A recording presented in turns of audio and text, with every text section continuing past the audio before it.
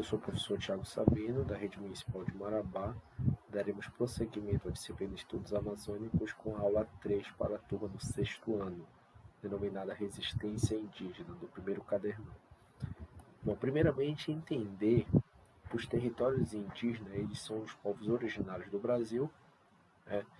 Estima-se que sua população, antes do processo de colonização pelos portugueses, era de aproximadamente 5 milhões de habitantes, povoando principalmente a costa do litoral brasileiro e uma parte do interior do que viria a ser o território brasileiro, com diversas etnias e grupos indígenas. Atualmente, esses territórios indígenas compõem em torno de 424 TIs, no Brasil todo, atingindo uma média de 115 milhões de hectares de terra, o que corresponde percentual a 13% do território nacional. Na Amazônia, essas terras indígenas ocupam uma área de aproximadamente 23% do território amazônico, o que totaliza, em percentual também, que 98,25% de todas as extensões de terras indígenas do Brasil estão localizadas aqui na Amazônia. É importante entender a sua espacialização e a sua importância também no que diz respeito à proteção dos recursos florestais. Então a gente tem aqui uma porção considerável de territórios indígenas, principalmente nos estados do Pará, aqui no estado do Pará, principalmente na região que a gente denomina Terra do Meio, meio porque é entre o meio do Tapajós, tá? Rio Tapajós e o Rio Tocantins. Então, a região do Xingu, no Pará, no Amazonas, Roraima, Mato Grosso e Rondônia. E também em percentual já mais reduzido no Maranhão, Tocantins, Amapá e o Acre. Dentre esses territórios indígenas, alguns deles inclusive são considerados territórios indígenas de povos isolados. Tá? Voltando ao mapa anterior, para destacar principalmente aqui na região do rio Javari, do Acre, que faz fronteira com o Peru, tem inúmeros registros de povos isolados. Aqui na região do Amazonas é o estado que mais possui registro, o Maranhão, Tocantins, também na ilha do Bananal, Mato Grosso e Pará. Então, a população estimada pelo IBGE em 2015 destaca que aproximadamente a Amazônia possui em torno de 270 mil habitantes indígenas, registrados como indígenas. Destes, boa parte são indígenas que estão localizados nas suas terras indígenas, em torno de 208 mil, e 61 mil estão localizados morando em cidades da região.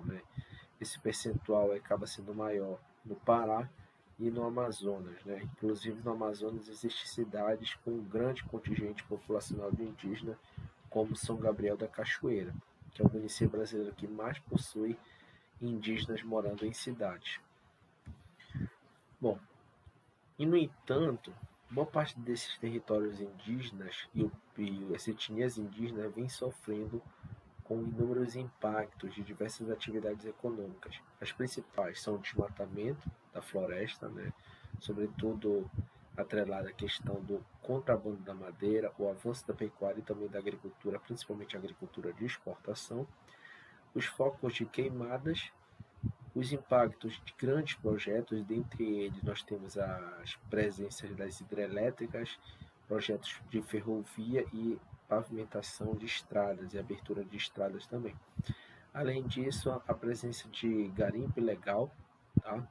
E recentemente registro de presença de narcotraficantes em territórios indígenas, principalmente no Amazonas e no Acre, com fronteira do Peru e também com a Colômbia. Bom, em 2019 teve um grande foco de queimadas no Brasil, e as terras indígenas que foram mais impactadas, com registro de focos, foram as Caripunas, Baú, Yanomami, Caxarari, Uruauá, Caiapó, Parque do Arapuanã, Terena, Mencracoti e Caiabi, dentre outras. Então, boa parte localizada nos estados do Pará, Amazonas, Mato Grosso e Rondônia, né? Então, essas terras indígenas identificaram presença, né, de focos de queimada, sobretudo porque boa parte delas estão localizadas nas áreas de fronteira, né, agrícola, área que sofre inclusive grande pressão dessa frente agropecuária, né, na região amazônica, principalmente por estar localizado nessa zona de fronteira, né, do Pará, Mato Grosso e Rondônia, denominada por alguns como Arco do Desmatamento ou Arco do Povoamento Consolidado. Então, nós temos uma identificação através desse mapa, né, dos territórios indígenas que tiveram maior presença de foco de queimada. Em verde está a área de extensão dos territórios indígenas e em vermelho a identificação dos focos de queimadas dentro dos territórios indígenas. Então, podemos perceber que o estado do Mato Grosso, o estado do Pará, né, Roraima e o Maranhão são os estados que têm maior presença de foco de queimada no ano de 2019, né, que foi um ano bastante em evidência de queimadas na Amazônia. Por outro lado, se a gente fosse identificar o desmatamento irregular na região em 2020, né, ano passado, a gente vai identificar também uma grande presença dentro dos territórios indígenas, sobretudo dos territórios indígenas que estão localizados aqui no estado do Pará, né, da região da Terra do Meio, né? E aí a gente pode destacar, por exemplo, alguns territórios indígenas, como Cachoeira Seca, né, que nos últimos anos vem registrando grandes índices de invasão, né, de contrabandistas ligado ao desmatamento da madeira, né, contrabando irregular da madeira, e também nas terras indígenas dos Paracanãs, né, que fica nessa área ao longo da rodovia Transamazônica, né, que hoje tem funcionado como uma grande via de pressão e avanço, né, das atividades econômicas para a Amazônia, né, e também aqui na região da BR-163, atingindo algumas terras indígenas. Então percebam que o Pará, na Amazônia, no ano de 2020, ele foi o estado que teve maior índice de desmatamento dentro dos territórios indígenas.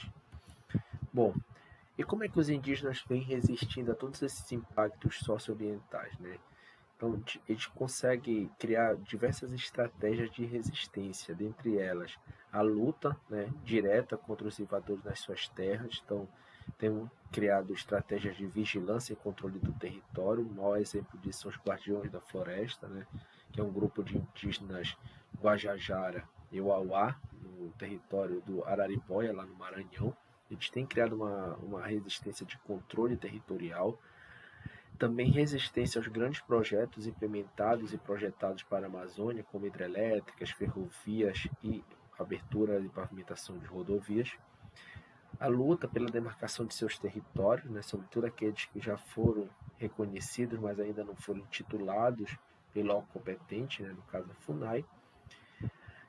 Uma resistência em relação à questão cultural, né, para manter viva as tradições, né, que diz respeito aos jogos, às danças, à própria língua, né, para que não se perca o processo de contato, né, com a cultura do branco.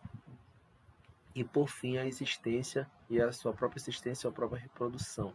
Então há uma estratégia também de ampliação da população indígena através dos casamentos entre os membros da mesma etnia.